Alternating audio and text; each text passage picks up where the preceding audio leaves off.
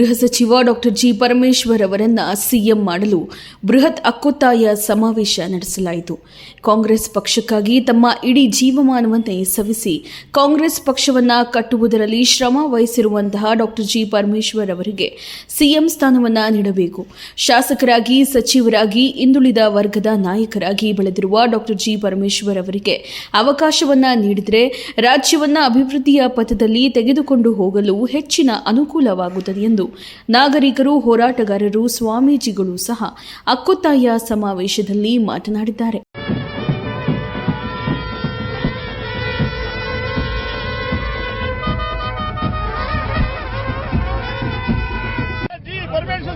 ಮುಖ್ಯಮಂತ್ರಿ ಮಾಡಲೇಬೇಕು.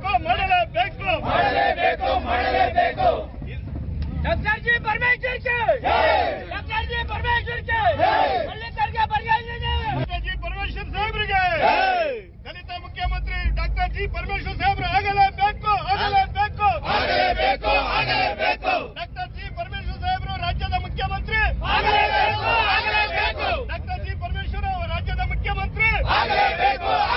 Doctor G Parameshwar ಸಾಹೇಬ್ರು ರಾಜ್ಯದ ಏನಾಗಬೇಕು? ಡಾಕ್ಟರ್ ಜಿ ಪರಮೇಶ್ವರ್ ರಾಜ್ಯದ ಮುಖ್ಯಮಂತ್ರಿ ಆಗಲೇಬೇಕು. ಅಭಿಮಾನಿಗಳು, ಸರ್ವ ಜನಾಂಗದವರು, ಕಾರ್ಯಕರ್ತರು, ಎಲ್ಲ ಮಹಿಳೆಯರು, ಸಂಘ ಸಂಸ್ಥೆಯವರು ಎಲ್ಲರೂ ನಮ್ಮ ಸಿರಾ ತಾಲೂಕಿನಲ್ಲಿ ಒಂದು ಉಗ್ರ ಹೋರಾಟವನ್ನು ಮಾಡ್ತಾ ಇದ್ದಾರೆ. ಏನೆಂದರೆ ಇದರ ಉದ್ದೇಶ ಇಲ್ಲಿಗೆ 50 ವರ್ಷದಿಂದಲೂ ರಾಜ್ಯದ ಸಿಎಂ ಉಗ್ರವಾದ ಹೋರಾಟ ನಡೀತಾ ಇದೆ. ಆ ಉಗ್ರ ಹೋರಾಟಕ್ಕೆ ತುಮಕೂರು ಜಿಲ್ಲೆಯ ಎಲ್ಲ ಅಭಿಮಾನಿಗಳು, ಬಂಧುಗಳು ಇಲ್ಲಿ ಸಿರಾದಲ್ಲಿ ಉಗ್ರವಾದ ಹಕ್ಕೊತ್ತಾಯವನ್ನು ಮಂಡಿಸ್ತಾ ಇದ್ದಾರೆ. ರಾಜ್ಯದ ಮುಖ್ಯಮಂತ್ರಿ ಡಾಕ್ಟರ್ ಜಿ ಪರಮೇಶ್ವರ್ ಸಾಹೇಬರು ಆಗ್ಲೇಬೇಕಂತ ಎಲ್ಲ ಇವತ್ತು ನಾವು ದರ್ಗಾ ಸರ್ಕಲ್ನಿಂದ ಐಬಿ ಸರ್ಕಲ್ ವರೆಗೂ, ಅಂಬೇಡ್ಕರ್ ವೃತ್ತದವರೆಗೂ ಡಾಕ್ಟರ್ BR ಅಂಬೇಡ್ಕರ್ ಸಾಹೇಬರಿಗೆ ಮಾಲಾರ್ಪಣೆ ಮಾಡಿ ಒಂದು ಹಕ್ಕೊತ್ತಾಯವನ್ನು ಮಾಡ್ತಾ ಇದ್ದೀವಿ.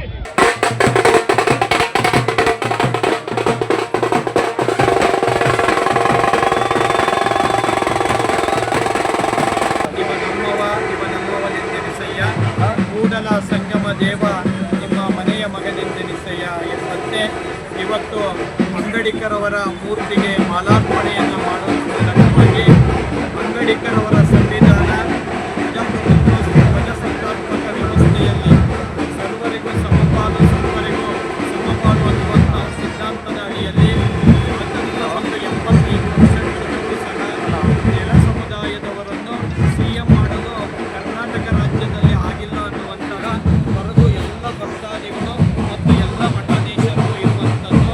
ಈ ನಿಟ್ಟಿನಲ್ಲಿ ಜಿ ಪರಮೇಶ್ವರ್ ಅವರು ಡಾಕ್ಟರ್ ಜಿ ಪರಮೇಶ್ವರ್ ಅವರು ಬಹಳ 50 ವರ್ಷಗಳ ರಾಜಕೀಯ ಮುತ್ಸದ್ದಿಗಳಾಗಿ,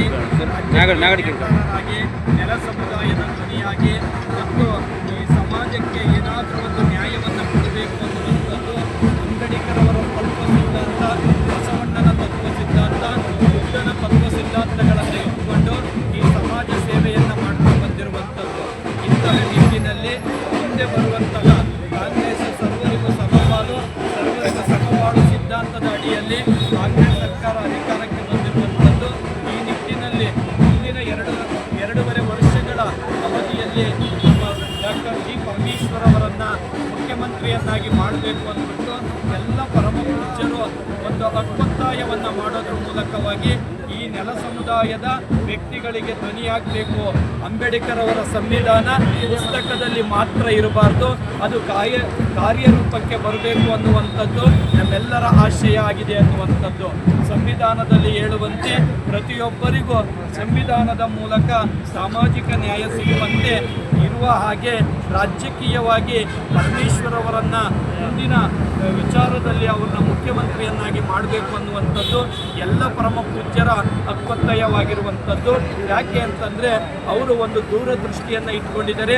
ಈ ಸಮಾಜದ ಧ್ವನಿ ಇಲ್ಲದವರಿಗೆ ಧ್ವನಿಯನ್ನಾಗಿ ನಿಲ್ಲಬೇಕು, ಯಾರಿಗೆ ಶಕ್ತಿ ಇಲ್ವೋ ಅವರಿಗೆ ಶಕ್ತಿಯನ್ನು ತುಂಬಬೇಕು. ಆರ್ಥಿಕವಾಗಿ, ಸಾಮಾಜಿಕವಾಗಿ, ಬೌದ್ಧಿಕವಾಗಿ ಎಲ್ಲ ರೀತಿಯಾಗಿ ನೆಲ ಸಮುದಾಯದವರು ಈ ನಾಡಿನ, ಈ ಪ್ರಾಂತ್ಯದ, ಈ ರಾಜ್ಯದ ಮುಖ್ಯಮಂತ್ರಿಯಾದಾಗ ಅದೊಂದು ಸಾಮಾಜಿಕ ನ್ಯಾಯ ಆದಂಗೆ ಆಗುತ್ತೆ ಅನ್ನುವಂಥದ್ದು ಎಲ್ಲ ಪರಮ ಪೂಜ್ಯರ ಒತ್ತಾಸೆ ಇದೆ.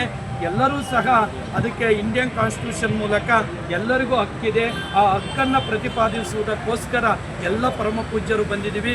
ನೀವು ಸಹ ಪರಮೇಶ್ವರ್ ಅವರನ್ನು ಮುಖ್ಯಮಂತ್ರಿ ಮಾಡಿದಾಗ ಈ ಸಮಾಜ ಹೇಗೆಲ್ಲ ಅಭಿವೃದ್ಧಿ ಆಗುತ್ತೆ, ಈ ನಾಡು ಏನೆಲ್ಲ ಅಭಿವೃದ್ಧಿ ಆಗುತ್ತೆ ಅನ್ನುವಂಥದ್ದು ಸಿದ್ದರಾಮಯ್ಯನವರು ಈಗ ಮುಖ್ಯಮಂತ್ರಿ ಇದ್ದಾರೆ.